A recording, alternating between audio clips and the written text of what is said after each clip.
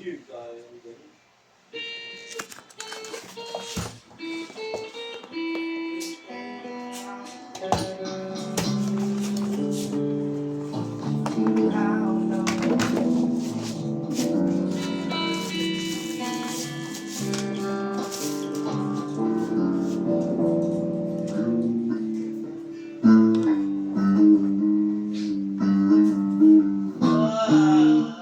Ano pinunta namin ni IC Verbs? Tagig.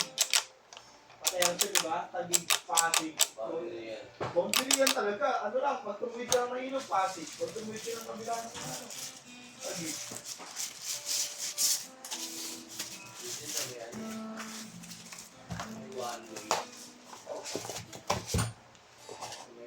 Yung akit yung flyover para mag-U-turn. Ganyan, di ba? Papasok na sa loob. Pero di ako nag-playoff. Ayun, nag-playoff na ako. Playoff na rin. U-turn sa kabila. Oo. Eh, may parang sumubra ako sa playoff na. Talagang binalitan ko. Kasi, di ba, extra na yan?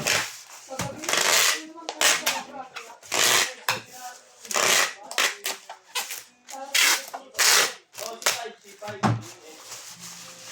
yun, di ba? Dami camera. Pinalitan mo. Di parang kasi, traffic. Ito sa mga dito ka yung yung pababa. Sa akin pa sa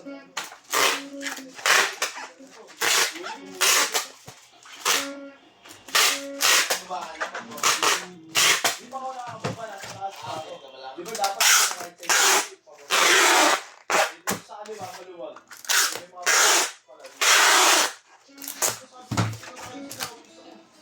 Pag sumobra ka naman dun, akit ka lang ulit ng isang flyover eh. Lalayo nga eh. Alalayo.